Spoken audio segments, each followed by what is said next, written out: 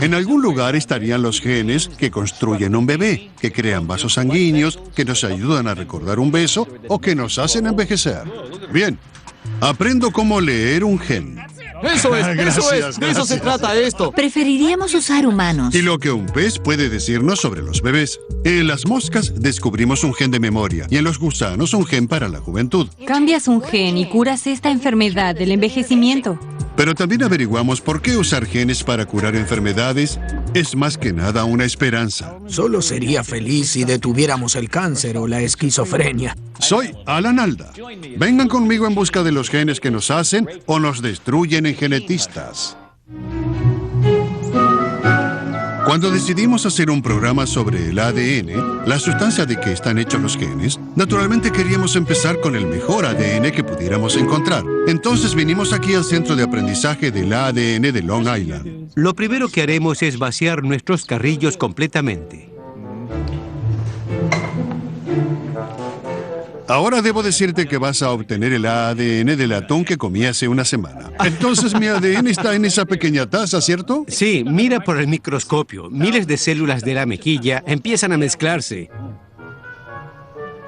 ¿Ese punto azul en el centro es el núcleo? Es el núcleo. Es mi núcleo. Es el núcleo que alberga el ADN, así que tendremos que romperlo y agitarlo para liberar mis genes. De acuerdo, lo tengo.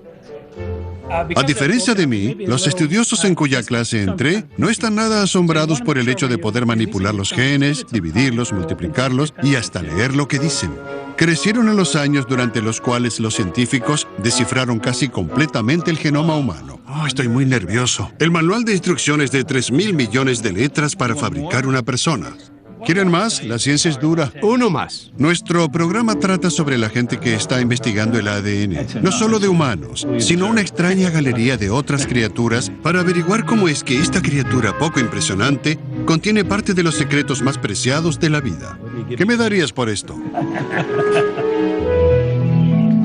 Una de las primeras personas en imaginar que el ADN valía algo fue Jim Watson, quien junto con Francis Crick descubrió hace 50 años la doble estructura helicoidal del ADN, una estructura imitada por esta escalera fuera de la oficina de Watson en el laboratorio del puerto de Cold Spring, justo calle abajo del centro de aprendizaje del ADN en la costa norte de Long Island. Jim Watson llegó aquí a fines de los años 40 como estudiante graduado de 20 años, obsesionado con descubrir de qué están hechos los genes y cómo funcionan. Pensé que era el único problema que valía la pena resolver. Por supuesto, no era cierto, pero era el único que yo pensaba que tenía sentido resolver.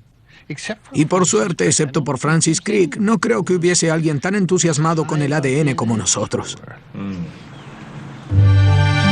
Watson y Crick descubrieron su mutua pasión por el ADN cuando Jim Watson estuvo en Cambridge, Inglaterra. Pero la mayoría de los biólogos no compartía su entusiasmo y menospreciaba a la pareja por arrogante. Watson luego escribió sobre este periodo en el célebre y honesto relato de su descubrimiento, La doble hélice. Nadie predijo, nadie pensó que fuéramos a tener éxito alguna vez. Inglaterra es demasiado cortés como para hacer el ridículo. Nadie apostaba por nosotros y por nuestra obsesión con el ADN. Nadie lo hacía. A principios de 1953, Watson estaba jugando con el modelo de una posible estructura de ADN basado en una doble hélice. ¿Aquel sábado? Sí. Cuando las cosas encajaron en su lugar. Sí. ¿Qué pieza le faltaba a esto? ¿Qué pieza? Bien, no teníamos esta. Esta faltaba. Teníamos la columna vertebral, pero no sabíamos cómo llenar el centro. El centro tenía que albergar a las 4 unidades químicas o bases distintas de que está hecho el ADN, conocidas por sus letras A, T, G y C. Watson estaba tratando de hacer coincidir pares de bases, pero no encajaban. Entonces estaba seguro de que era una doble hélice, pero no sabías cómo estos pares de bases coincidirían, ¿verdad? Sí, y en los libros la química estaba mal escrita. ¿De qué forma? Bien, teníamos un par de átomos en un lugar equivocado. Y entonces alguien dijo, bueno, la química en los libros está equivocada. Bien, eso debió sorprenderte. Sí, al principio dije que no te creo. Pero luego al día siguiente pensé, bien, veremos qué pasa si tú cambias la forma en que está escrito en los libros. Cambias la forma en que está escrito. Sí, y entonces todo cayó en su lugar. Ajá. De no haber tenido a aquel químico en el cuarto con nosotros, nadie podría haber dicho, eso está mal. Pero no fue solamente que las A, T, C y G encajaran perfectamente en el centro de la doble hélice. La estructura inmediatamente sugirió la respuesta a la misión central de los genes: transportar información y copiarla de generación en generación. La información podía ser transportada por las letras y la copia lograda por cada hebra de la hélice, convirtiéndose en la matriz para un nuevo par coincidente. Entonces, de un solo golpe, Watson y Crick tuvieron la respuesta no solo de cómo están hechos los genes, sino cómo funcionan. Esto fue mucho más grande de lo que nadie esperaba y de alguna manera fue tan hermoso. No existían los típicos celos para con nosotros. La gente podía disfrutar de la respuesta. Les gustó ese descubrimiento.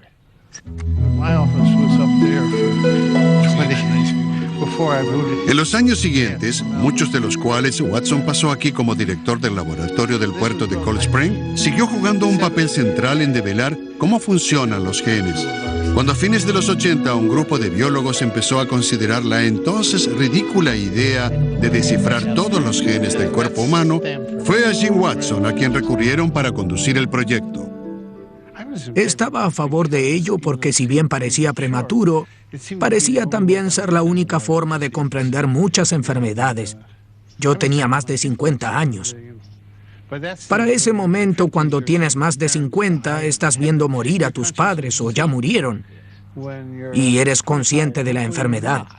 Cuando tienes 25, por suerte, no lo eres. Estás pensando en términos de la vida y no de la muerte o la enfermedad. Entonces consideré que obtener la información genética humana era un gran avance para la medicina. Y así es como ayudé a vendérselo al Congreso. Realmente fue la enfermedad.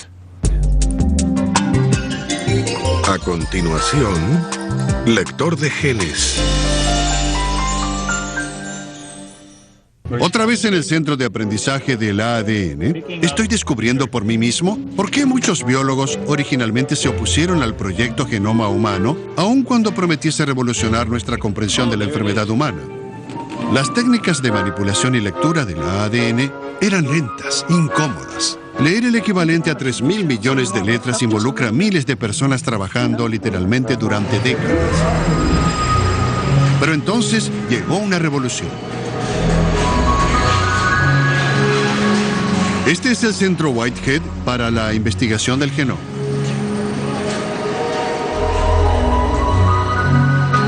Aquí hay gente, pero las máquinas lo superan ampliamente.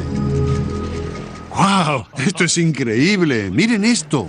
El director del centro es Eric Lander. ¿Esto es una especie de robot? Es un... Sí, ahí están todos estos pequeños puntos en esos platos. Cada uno es una colonia bacteriana distinta. Cada uno de ellos tiene un pequeño fragmento de ADN humano que debemos secuenciar. Podría tener 2.000 letras de ADN humano. Para mí es algo nuevo. Lo primero que debemos hacer es tomar cada colonia bacteriana y cultivarla para que podamos extraer suficiente ADN de ella. Presumo que este robot lo está haciendo porque lo hace mucho más rápido que los humanos. Hace no mucho tiempo solíamos hacer esto con mondadientes. Así que esto es simplemente un mondadientes altamente automatizado. Un poco más caro, pero mucho más eficiente. Cada una de esas es una oración distinta del genoma humano. Y entonces tenemos que recoger estos pedazos sueltos de oraciones y secuenciarlos. Eso es lo que hace toda esta operación. Las máquinas en este cuarto diligentemente preparan 100.000 oraciones por día del libro de 3 billones de letras que es el genoma humano. El siguiente truco es leer esas oraciones. Eso se hace aquí, en otro enorme cuarto lleno de máquinas de aspecto simple, atendidas por un puñado de humanos. El trabajo de los humanos es ingresar las oraciones en las máquinas, 96 a la vez en estos pequeños cartuchos. Para leer el orden de las letras, las A, T, C y G en las oraciones, las máquinas utilizan algo muy extraño. Bueno, sucede que las pequeñas oraciones son más rápidas que las grandes cuando las pasamos por gelatina. Ahora bien, ¿qué es la gelatina? ¿Tienes este laboratorio científico gigante dedicado a pasar oraciones por gelatina? Es correcto, sí, así es. Me asombra que no se me haya ocurrido eso. Nos gusta usar palabras raras porque es más impresionante, cuesta mucho dinero. Pero básicamente tomamos pequeñas oraciones moleculares y las pasamos por gelatina. El tema con la gelatina es que hay una red muy complicada. Las oraciones pequeñas pueden enroscarse mejor que las grandes. Y de hecho lo bueno de esto es que las que tienen 51 letras de largo llegan antes que las que tienen 52 letras. Y entonces, las oraciones que tienen 75 letras de largo quedan atrás, quedan en el pasado. Y existe un pequeño detector que lee las letras a medida que pasan. ¿Tenemos una máquina donde podamos ver las letras a medida que pasan? Bien, vamos a ver pasar las letras. Sucede que las letras tienen etiquetas de colores para identificarlas. Rojo para una T, verde para una A, azul para una C y amarillo para una G. Entonces, puedes leer la secuencia de ADN, GA, TT, CG, porque adosamos los colores correctos a la oración correcta y así leemos su código. Es un bonito truco. Entender el truco me tomó unos 10 minutos frente a un pizarrón cercano. Voy a inventar algunas letras de ADN aquí. Para ahorrar tiempo, resumamos. Las máquinas de secuenciación de ADN están haciendo copias de las oraciones de ADN. Pero cada vez que uno de esos colores se atasca, el copiado se detiene. Entonces, hay muchos fragmentos de oraciones de diferente largo flotando por ahí. Cada uno termina con un color diferente. Una oración que tiene 33 letras de extensión y tiene una etiqueta roja, significa que la letra T está en la posición 33. Al leer los fragmentos, se completa la secuencia. Entonces, el número 6 es púrpura. Correcto. Y el número 7 es verde y el número 8... ¡Eso es! De acuerdo, gracias. Esa es la secuencia del ADN. De eso se trata todo esto. Todo este lugar es para identificar estas cosas. Bien, vamos. Voy a manejar una de esas máquinas, ¿eh? Eso es. Lo entendiste. Ya lo tienes. Le toma 1 hora a un biólogo de primer año. Bien. Lo tienes. Bien, es un alivio. Pero aún existía una pregunta pendiente. ¿Exactamente de qué humano es el genoma que está siendo leído? Si tomaras mis glóbulos rojos y realizaras todo este proceso, ¿necesitas conseguir los glóbulos rojos de mucha otra gente para diseñar una imagen completa del genoma humano? Tu ADN y mi ADN son 99.9% idénticos. Somos diferentes por una letra de cada 1000. Entonces, si lo que estamos tratando de hacer es encontrar todos los genes del genoma, todas las oraciones, podemos hacerlo del mismo modo con tu ADN, con el mío o con el de cualquiera sobre el planeta. Una vez que leíste el ADN de una persona, te interesaste por esta variación de una letra de cada 1000. Ahora, eso importa. Quiero decir, entre tú y yo dije que éramos 99.9% idénticos, pero seguimos teniendo 3 millones de diferencias. Sí, y uno de nosotros podría tener algo malo que podría provocar enfermedades. No, una de esas ¿Es letras correcto podría eso? ser cáncer de mamas, una de esas letras podría causar el inicio temprano del mal de Alzheimer. Tienes que saber las diferencias, pero es como si tuvieras muchas ediciones diferentes del mismo libro y difieren por, ya sabes, una coma aquí o la ortografía británica de alguna palabra en lugar de la ortografía americana. Entonces, cuando dices, bueno, ¿qué significa leer el libro? La copia de cualquier persona estaría bien si quieres entender la historia. Si realmente nos importa la puntuación, y en definitiva, en medicina realmente nos importa la puntuación, entonces tenemos que leer tu libro. Pero el proyecto Genoma Humano quería leer la primera copia del libro. Entiendo. Ahora estamos en una época en que la biología es información. En febrero de 2001, Eric Landers era el principal autor del artículo científico que anunció el primer borrador del genoma humano. Este laboratorio continúa descargando entre 50 y 60 millones de letras de código de ADN por día a medida que los detalles del libro humano se llenan. Y a diferencia de otras compañías que también están secuenciando nuestros genes, los datos que salen de estas máquinas son gratuitos. Cada 24 horas, los 50 o 60 millones de letras que producimos aquí son enviados a la red y van hacia las bases de datos de Japón, Europa y Washington, y desde allí a bases de datos en decenas de miles de laboratorios de biología.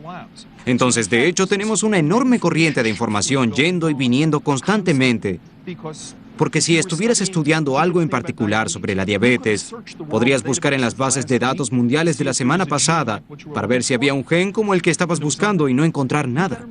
Es mejor que te asegures de tener un programa de búsqueda automatizada la semana próxima porque quizás haya aparecido. Entonces la gente tiene a estos demonios automáticos funcionando en sus computadoras y dicen, esto me interesa. Háganme saber si ven uno de estos. Tu computadora hace un ruido y dice que tienes un correo genético. Sí, tienes un correo genético, correcto. Lo que estabas buscando apareció anoche. Aquí está. A continuación, pescando genes de bebés.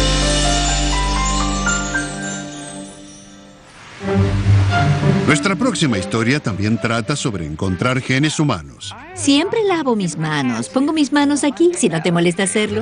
Pero Nancy Hopkins no está buscando genes humanos en humanos. Los busca en peces. ¿Estos son todos tuyos? Sí, sí. ¿Cuántos tienes? Solo en este cuarto. No lo sé. Tenemos quizá unos, yo diría, 75,000. ¿75,000? 100,000 quizá. Tenemos un total de unos 175,000 peces. ¿Con cuántos empezaste? 23. ¿23? Los peces son peces cebra, nativos del río Ganges. Son una elección popular para los acuarios hogareños por al menos una de las razones por las que son populares para Nancy. Prosperan en acuarios con cuidado y atención correctos. Solo nos faltan unos 1,000 más.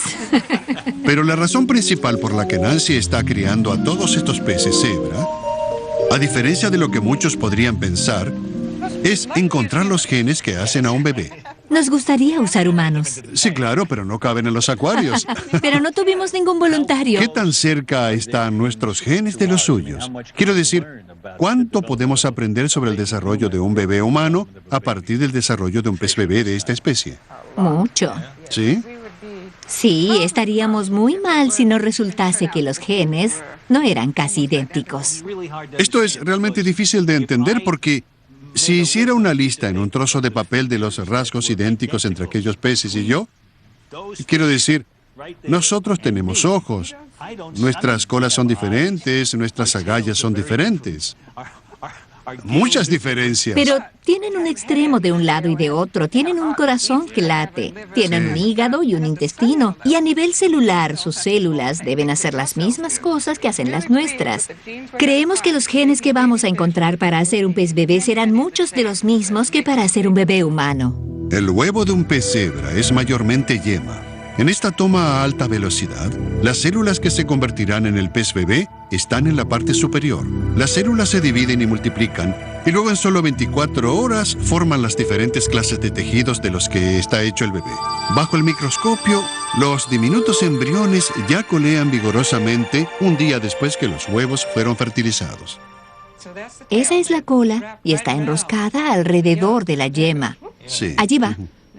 Ahí está el cerebro, la mitad del cerebro. El cerebro occipital. Mira, mira, mira. Es como una pequeña anchoa movediza. Bien, gracias por apuntar eso. Jamás lo había pensado. Oh, sí. ¿Dónde está el corazón? Justo bajo el mentón. Está latiendo rápido. Así que puedes ver que es un animal grandioso para estudiar el desarrollo temprano porque en un día tienes todo eso. Y un pez, esta pequeña hembra, puede poner varios cientos de huevos como esos en una mañana.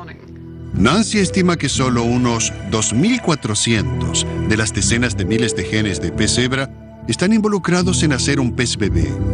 Su meta es encontrar la mayor cantidad posible de estos genes fabricantes de bebés. Empieza por inyectar embriones jóvenes con un virus que invade las células e inserta su ADN al azar en el ADN del pez. Si una parte del virus aterriza en medio de un gen, ese gen será destruido. Y si el gen estaba involucrado en fabricar una parte corporal, entonces los descendientes del pez cuyo gen estaba dañado tendrán un problema. Pero dado que Nancy no puede saber con anticipación qué genes atacará el virus, tiene que bombardear todos los genes en miles de embriones con la esperanza de que ocasionalmente encontrará algo interesante. Pero tiene que criar y cruzar miles de crías para descubrirlo. Por eso es que necesita tantos peces. Y Por eso también pasa gran parte de su tiempo en el laboratorio examinando miles de peces bebé buscando a sus desafortunadas víctimas. Ocurre que generalmente los defectos de estos bebés terminan en muerte. Sí. Entonces, ves algo Ya veo. muy específico que anda mal y entonces el pez está condenado, va a morir. Es interesante. Hasta ahora, Nancy Hopkins y sus colegas encontraron más de una docena de defectos específicos en sus embriones de pez cebra. Aquí tenemos un embrión normal de 2 días de edad. Y estos 2 embriones también tienen 2 días, pero tienen una mutación en quizá un gen de entre 30, 40 o 50,000. Y ese defecto está provocando que este embrión luzca así en lugar de así. Entonces, cuando quitas ese gen, obtienes este resultado específico. Para rastrear los genes dañados, Nancy usa el hecho de que fueron dañados en primer lugar por tener un trozo de ADN viral insertado en ellos. Atrapar el virus implica también traer al gen responsable. Dime, Nancy, ¿qué esperas lograr como resultado final del trabajo? Bueno, creo que hay 2 cosas en verdad, ¿sabes?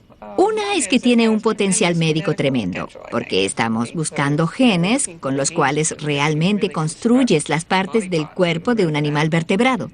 Y entonces puedes imaginar que si algo está funcionando mal en alguien y quieres repararlo, tienes los genes que hacen crecer los órganos, que crean el tejido, el crecimiento de tipos específicos de células y todo eso. Podríamos tener una aplicación médica. Sería grandioso si encontrásemos el gen para curar alguna enfermedad. Eso sería maravilloso, pero eso depende del azar. Mientras tanto, realmente estamos recogiendo una lista de genes que son esenciales para construir a este animal y esperamos que al final terminemos con una serie de botellas en el estante y habrá 100 genes para hacer un corazón, 75 para la sangre. Estarían todas las partes del cuerpo en genes. Nancy Hopkins estaba a la mitad de una carrera diferente cuando dejó todo para inventar esta forma de usar peces para buscar los genes que hacen a un bebé. Entonces quizá no sea extraño que sus peces cebras sean algo especial. Como científicos no debemos apegarnos a nuestros animales como individuos, pero amo a mis peces, debo confesarlo. Sí. Cuando estoy molesta entro al cuarto de los peces y simplemente... ¿Cuando estás molesta vienes aquí? Vengo a mirar a mis peces. Qué interesante. Muy tranquilizante. No puedes evitar preguntarte en qué están pensando. A continuación, un gen inolvidable.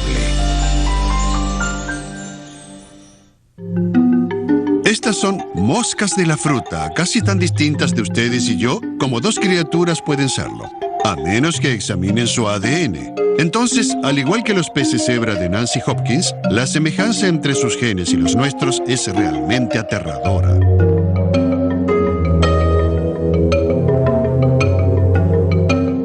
Durante cientos de años, las moscas de la fruta fueron las favoritas de los genetistas, y hoy más que nunca. Quizás cientos de enfermedades humanas tienen su contrapartida genética en las moscas. Pero de todos los datos sobre nosotros que obtuvimos de estas criaturas y sus genes, pocos son tan dramáticos como el descubrimiento hecho por este hombre, Tim Tully. Tully está fascinado por la memoria y diseñó una ingeniosa máquina para probar la capacidad de memoria de las moscas de la fruta. Coloca varias docenas de moscas en un habitáculo conectado con un circuito eléctrico. Las moscas están a punto de vivir una experiencia que jamás olvidarán. Ahora estoy adosando la fuente de voltaje donde las moscas recibirán una pequeña descarga en sus patas. Solo están recibiendo unos 5 nanoamperes de corriente, que es nada, apenas suficiente para que lo noten, no para lastimarlas. Mientras notan el cosquilleo en sus patas, las moscas también acusan algo más, un olor inusual, un aroma químico. El propósito del experimento es ver qué tan bien recuerdan las moscas que el cosquilleo y el olor van juntos. Las moscas son colocadas en un ascensor repleto donde esperan hasta que Tim adosa 2 tubos al nivel inferior de su máquina. Un tubo es llenado con el olor que las moscas experimentaron durante el choque eléctrico. El otro recibe un olor diferente. Ahora viene la prueba. Tim baja suavemente el ascensor hasta un punto entre ambos tubos. La pregunta es, ¿qué tubo elegirán las moscas? Si recuerdan la desagradable experiencia de arriba, evitarán ese olor aquí abajo. Si lo olvidaron, elegirán cualquier tubo.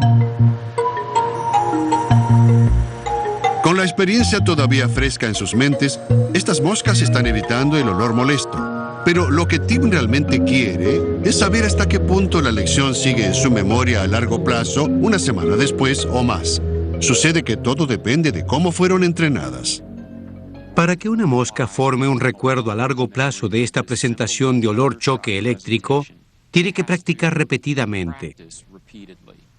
Y claramente mostramos con nuestros experimentos genéticos que si le damos 10 lecciones de entrenamiento de olor choque a las moscas y las asignamos a todas juntas, eso no forma un recuerdo a largo plazo. Tienes que darles el tiempo correcto entre sesiones, ¿no? Tienen que ser espaciadas. Se necesita un entrenamiento espaciado. Debe haber un intervalo de descanso entre cada una de esas 10 sesiones de entrenamiento. Pero es verdad que no debe ser mucho tiempo, ¿no? Por supuesto.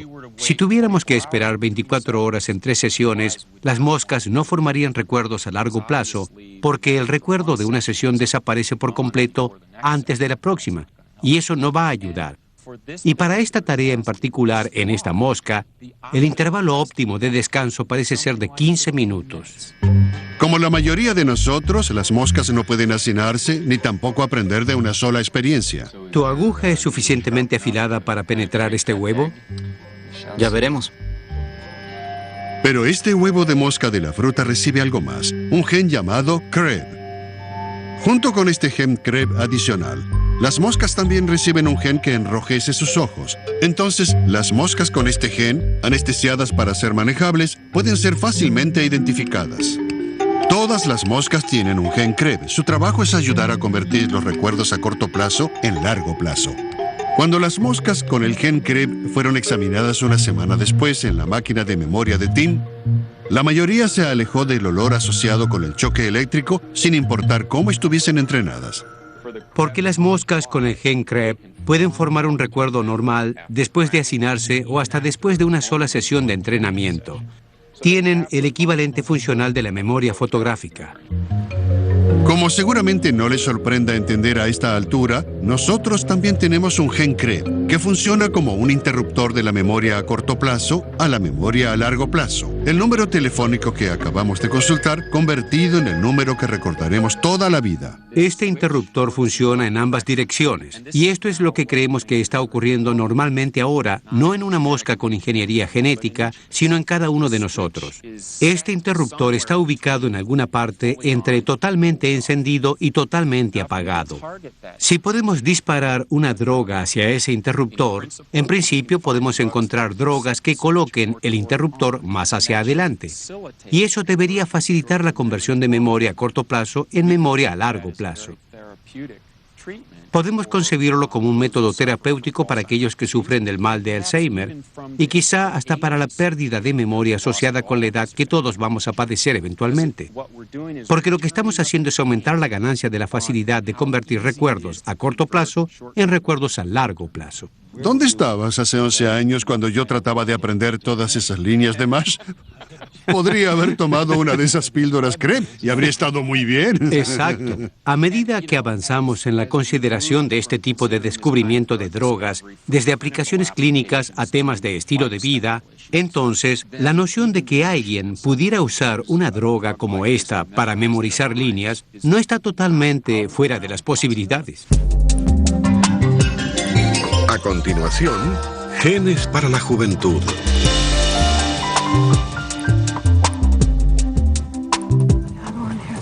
Esta es Cynthia Kenyon.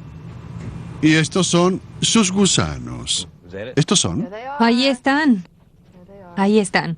¡Wow! ¿Cómo se mueven? ¿No son bonitos? Si pensaron que estudiar peces y moscas era una forma extraña de averiguar sobre nosotros, ¿qué les parecen gusanos más pequeños que un grano de arena? Pero también los gusanos contienen secretos humanos. En este caso, ¿cómo envejecemos? La mayoría de nosotros pensaría, ¿cómo es posible? ¿En qué podría parecerse la forma en que envejecen los gusanos a la nuestra? Todos tienen la misma clase de tejidos en su cuerpo que las que tenemos nosotros. Entonces, por ejemplo, tienen células musculares que les permiten moverse. Tienen todo un sistema nervioso que les permite ir hacia cosas que les gustan y alejarse de aquellas que no les gustan. Tienen piel. Tienen un intestino que se parece mucho a nuestro intestino. Entonces, a nivel de las células y tejidos individuales, estos animales son muy parecidos a nosotros. El tiempo de vida de un nematodo normal es de solo 2 semanas. Este es un gusano adulto joven. Podría ser un graduado universitario, de esa edad más o menos. ¿Qué edad tiene? En días de gusano, tiene 3 días de edad y sería el equivalente a una persona de 20 años. Entonces es bastante juguetón, se mueve por todos lados, tiene buen tono muscular, como puedes ver. Sí. El movimiento... ¿En tono muscular? Claro que sí. Y entonces está yendo a buscar su alimento, como un jardín bacteriano. Tiene un movimiento sinuoso. ¿Qué aspecto tiene un anciano? De acuerdo, ahora te mostraré un gusano viejo. Aquí tengo algunos gusanos viejos. Aquí tengo 2 de ellos. Mira, están tomando sol. Míralos, son 2. ¿Están sentados en el jardín? Así es. O tal vez en el geriátrico. Este gusano todavía está un poco más activo, pero nada que ver con un gusano joven. Y mira su cuerpo. ¿Ves esa brecha grande y esas pequeñas marcas? Ya no luce joven, luce bastante anciano ahora. Y de hecho lo que me parece interesante es que cualquier persona en el mundo que mirase a estos gusanos podría ver que lucen viejos, muy viejos. Hay algo acerca del envejecimiento que nos habla directamente. En una serie de experimentos que hicieron época, Cynthia fabricó gusanos que viven el doble de lo normal. Primero les das a los gusanos normales un baño de una sustancia química bastante desagradable que provoca cambios al azar o mutaciones en el material genético de las células de los gusanos. Luego laboriosamente colocó miles de ellos en sus platos individuales. Ahora puede seguir a cada gusano en el tiempo, generación tras generación. La mayoría murió o vivió menos a causa de sus mutaciones. Pero en algunos hubo un cambio en un solo gen que hizo que vivieran más. Entonces, ahora, viviendo en la incubadora del laboratorio de Cynthia, hay un gusano mutante que vive 4 semanas en lugar de 2. Es asombroso ver a un gusano activo y de aspecto joven que tiene la misma edad que los viejos que vimos antes. Esto realmente podría pasar con la gente algún día, porque Cynthia está descifrando cómo funciona el sistema de prolongación de la vida. Aquí está. ¿Es 1000 veces más grande de lo que debería ser? Más que eso, porque de hecho apenas puedes ver al gusano normal. Entonces esto es millones de veces más grande. ¿Millones? Sabía que había una cifra. En los nematodos, el tiempo vital es regulado por hormonas mensajeras que circulan en el cuerpo y aterrizan sobre receptores, como este hongo azul. Esta cosa roja es una célula y el gusano está lleno de muchas células y esta es solo una de ellas. Sí. El receptor está al borde de la célula y su tarea en el animal es recibir señales del exterior y las señales que recibe son hormonas. Así que esto es una hormona. Ajá, de acuerdo. Tenemos muchas hormonas en nuestros cuerpos que controlan todos los aspectos de nuestro crecimiento y fisiología. En el gusano normal, donde la hormona está atada al receptor, la consecuencia es que los gusanos tienen una vida corta. La mutación que extiende la vida cambia la forma del receptor para bloquear a la hormona. Y entonces la hormona no cabe en un sitio normal, ¿ves? Así no encaja. Como consecuencia, el animal vive más tiempo. ¿Y sabes por qué? No conocemos todos los detalles, pero sí sabemos que algo muy importante son esas pequeñas pelotas anaranjadas. Sí. Sucede que a estas las llamamos pelotas de la fuente de la juventud. Ajá. Con el receptor bloqueado, la célula fabrica más químico de la juventud. Y esa es la sustancia que el gusano necesita para vivir. Pero en gusanos normales con receptores funcionando, la fuente de la juventud se agota. Aquí vamos. Voy a comenzar a disparar el láser contra ella. Cynthia descubrió un segundo sistema regulador del tiempo vital en los nematodos, y esta vez alterando células utilizadas en la reproducción. Delicadamente destruye las células usando un láser diminuto. Creo que la maté. Sí. Aquí está la célula a la que le estaba disparando. Antes lucía como esta otra célula con un centro en forma de disco, pero ya no está. No hay ningún círculo. Los gusanos con células reproductivas destruidas también duplican su tiempo de vida, y el mecanismo es igual al primer sistema que Cynthia descubrió. En este caso, los gusanos ya no fabrican una segunda clase de hormonas mensajeras, resultando en más químicos de la juventud fabricados dentro de las células. ¿Eso ocurre cuando un gusano tiene bloqueados ambos sistemas de prolongación de vida? Lo que descubrimos es que vive el doble de 2 veces más. No, estás bromeando. Sí, es un resultado muy increíble. Entonces ahora vive no 90 años, sino 180. Es como vivir 360 años. ¿Entiendes lo que digo? Estás duplicando el doble del tiempo de vida. Es demasiado pronto para saber si algún día podría usarse una píldora anti-envejecimiento para humanos basada en los gusanos de Cynthia. Pero ella tiene esperanzas. Antes de hacer este trabajo, ¿tenías una edad en mente hasta la que quisieras vivir? ¿Y ahora cambiaste de opinión sobre esa edad? Ah, sí, mucho más. Bien, debo decirte, si tengo una jubilación, eso significa que a cierto nivel sé que tendré que jubilarme. Entonces, una parte mía está viviendo en el mundo real. Por otro lado, tengo una ilusión de que quizá no tenga que usar esa jubilación por mucho tiempo. Podría acumularse mucho dinero. A continuación, Genes de Bypass a prueba.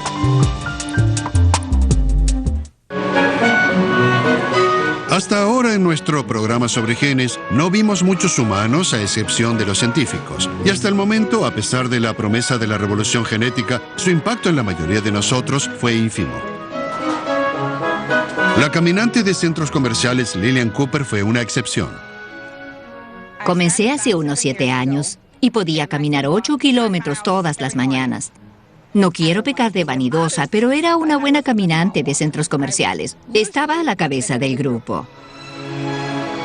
Antes de conocerla, Lillian estuvo postergada durante 2 años por una arteria demasiado estrecha en su pierna izquierda. Si no encuentro la solución, voy a perder la pierna. Eso me dijeron 2 médicos y no estoy lista para eso. Ya lo creo que no. En 1997, Lillian participó de un experimento conducido por el Dr. Jeffrey Isner para ver si un gen podía salvar su pierna. Como veremos, esta forma de terapia genética más tarde sería objeto de una polémica. Pero para Lillian, todo salió bien. Aquí le inyectan tintura a través de un catéter para revelar el grado de bloqueo en su arteria. Aquí está el problema. Le toma mucho tiempo a esa tintura abrirse paso hacia abajo hasta el músculo de su tibia y su pie. Por eso está sufriendo tanto dolor. Y entonces lo que hace falta aquí es encontrar una forma de liberar un volumen de flujo sanguíneo significativamente mayor hacia la parte inferior de la pierna. Isner planea usar un gen que hace crecer nuevos vasos sanguíneos para crear un atajo alrededor del bloqueo sin necesidad de un cirujano. La idea de que la gente pueda fabricar su propio atajo es una intriga porque no hay nada como dejar que la naturaleza haga su propia cirugía. Para liberar el gen, Isner emplea un estrecho globo que será introducido en la arteria de Lillian hasta un punto justo encima del bloqueo e inflado para que el gen se comprima contra las paredes de la arteria. Cientos de millones de copias del gen son untadas sobre el globo y luego secadas para que se queden en su lugar. A medida que se infla el globo, la esperanza es que al menos uno de los millones de genes vaya a trabajar en las células que componen su arteria. Bob, dime, ¿te parece bien?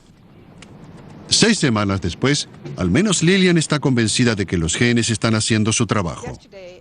Ayer caminé desde el hospital por la calle principal más de 800 metros y seguí caminando. Siento que debe haber nuevos vasos sanguíneos formándose porque ¿qué otra cosa podría causarlo? Mi pierna está mejor, mi pie está mejor, puedo caminar mejor. Tiene que ser eso.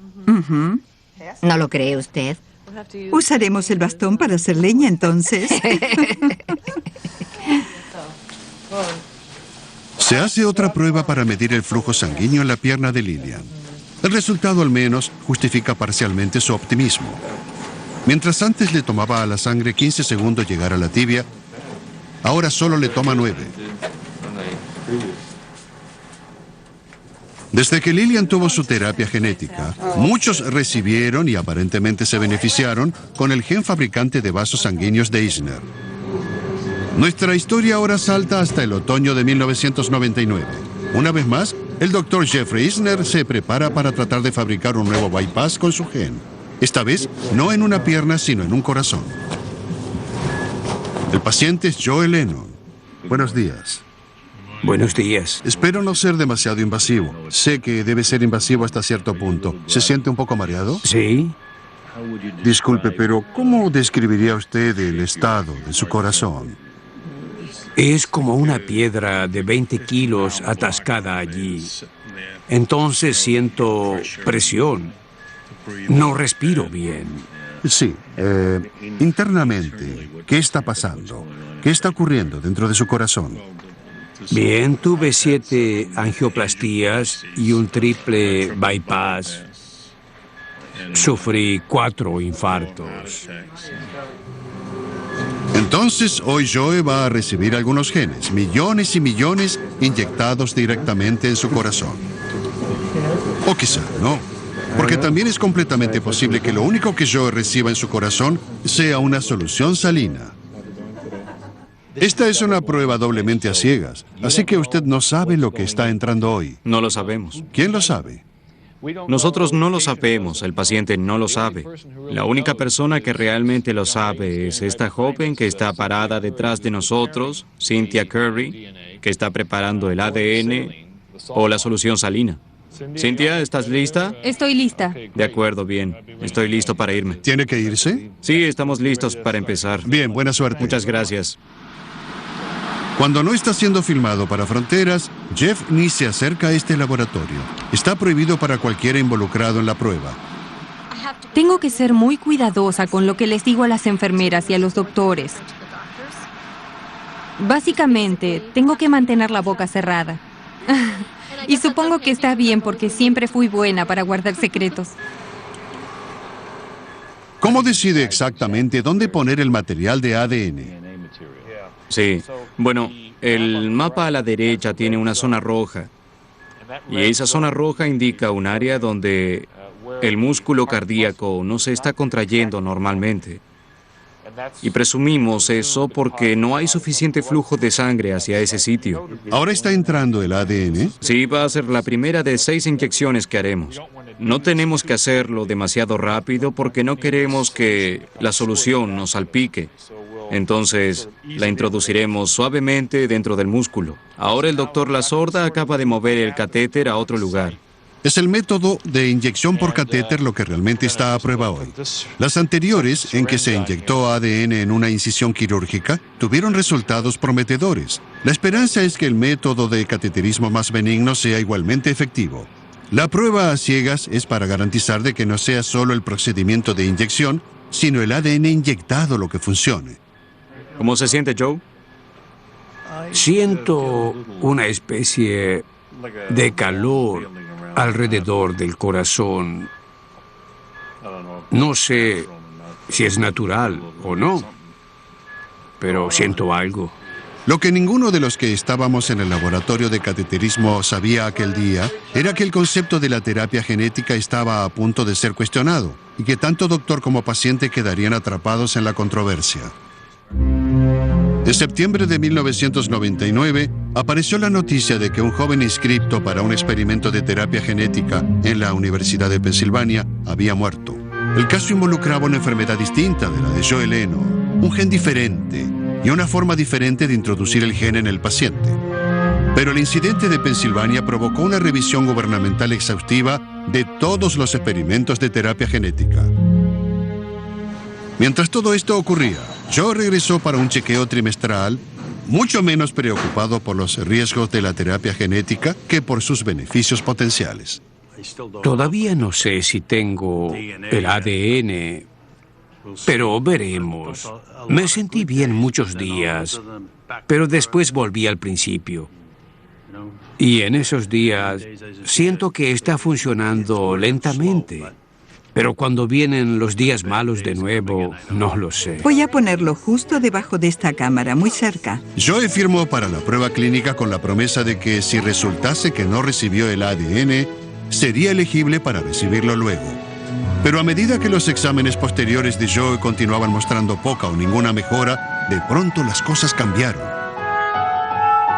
En la revisión de todas las pruebas de terapia genética conducida por la Administración de Alimentación y Drogas a la luz del caso de Pensilvania, el Dr. Isner fue muy criticado. Pocas semanas después, su experimento del corazón fue cancelado. Un año después, el estado de Joe Lennon empeoró. Si me siento bien durante el día, trato de caminar y de hacer pequeñas cosas, pero parece como si me agotara. Me siento mareado y mi corazón empieza a correr. Así que no está mejorando. Siento que está empeorando.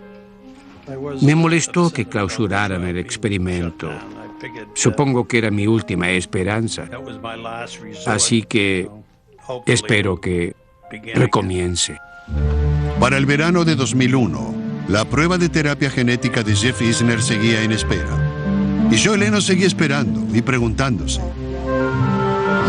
¿recibió el gen? Y si no, ¿tendría alguna vez su segunda oportunidad?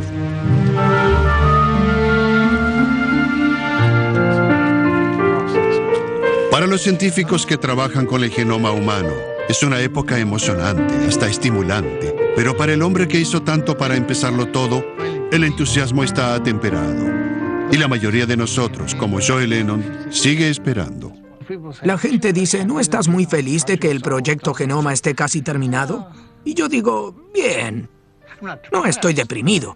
Quiero decir, va bien y es grandioso, pero solo sería totalmente feliz si detuviéramos el cáncer o la esquizofrenia. Había dos motivaciones para el genoma. Una, tratar de entender la vida, y la otra, que queremos entender las enfermedades.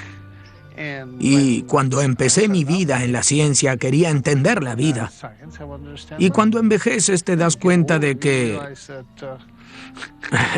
¿También quieres entender la muerte? No, no la muerte. ¿O lo que lleva a ella? Sí, uno no quiere estudiar la muerte, quieres mantenerte lejos de ella.